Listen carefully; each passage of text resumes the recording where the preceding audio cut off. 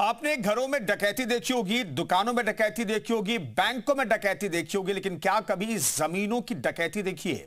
UP के संभल में ऐसी डकैती हुई है। एक दो नहीं बल्कि 8 बीघा सरकारी जमीन की। खाली पड़ी जमीन पर अवैध मकान और दुकानों का जंगल खड़ा कर दिया गया। इस करतूत का खुलासा हुआ है तो सीएम योगी ने हिसाब किताब शुरू कर दिया है।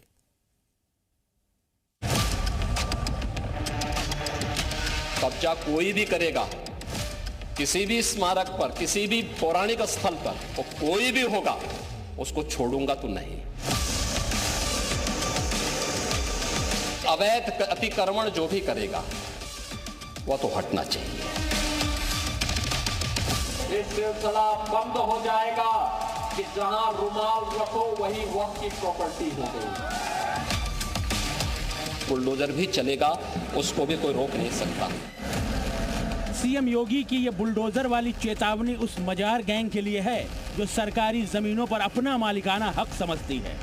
टोपी रख दो और मस्जिद बना दो, रुमाल रख दो और मजार बना दो, लेकिन अब ये टोपी और रुमाल वाला खेल नहीं चलेगा।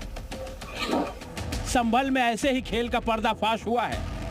विवादित जामा मस्जिद के पास सरकारी जमीनों पर कब्जे का खुलासा हुआ है। 8 बीघा सरकारी जमीन पर मुस्लिम समाज के लोगों ने कब्जा कर रखा है। कब्जा की गई सरकारी जमीन पर अवैध मकान और दुकानों का निर्माण कर दिया गया है। सरकारी जमीनों पर हुए निर्माण से अवैध गतिविधियां संचालित की जाती हैं। 1980 तक ये 8 बीघा सरकारी जमीन खाली पड़ी थी।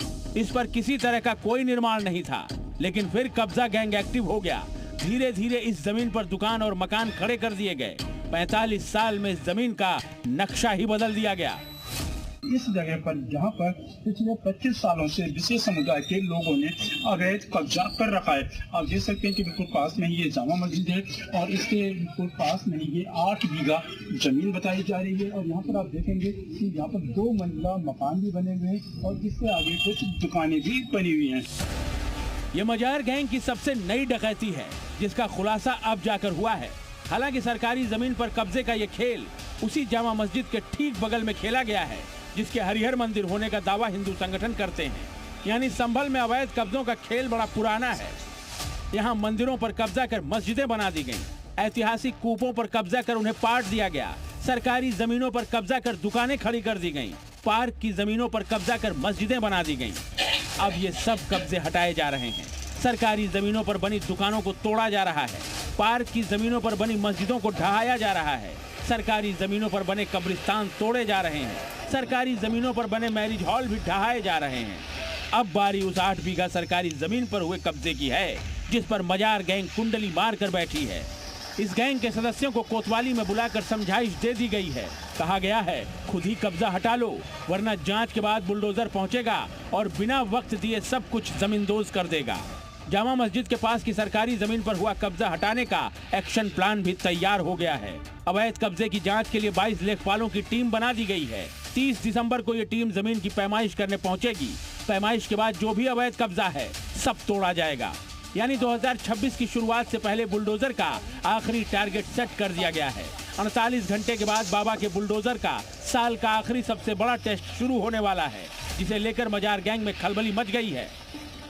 ये बहुत टाइम से साल गुजर गए, 500 साल से हमारे बुजुर्गों को बताते चले आ रहे हैं। बहरहाल मैंने तो ये कब्रिस्तान ही देखा, मैंने अपने बाप दादा से भी सुना है कब्रिस्तान। इसकी जमीन है, हम एक बचपन से देखते आ रहे हैं और जो कोई कब्रिस्तान की जगह है ये मस्जिद की जगह है।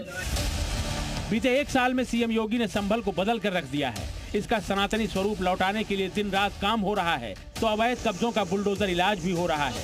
सीएम योगी का साफ कहना है जो हमारा है वो हमें मिल जाना चाहिए और ऐसा होने के लिए जो जिस भाषा में समझेगा उसे उसी भाषा में समझाएंगे। न्यायिक को कानून को अपने हाथों में लेते हैं तो बहुत बार कानून के दायरे में रह करके उनको सबक भी सिखाया जाता है। जो जैसे समझेगा उसको उसी भाषा में समझाना चाहिए। लिहाजा अब उस मजार गैंग को समझाने का वक्त आ गया है जो 8 बीघा सरकारी जमीन दबाए बैठी है। बस 48 घंटे और इस गैंग का इलाज हो जाएगा, वो भी तरीके से। सुनील सिंह के साथ ब्यूरो रिपोर्ट, जी मीडिया।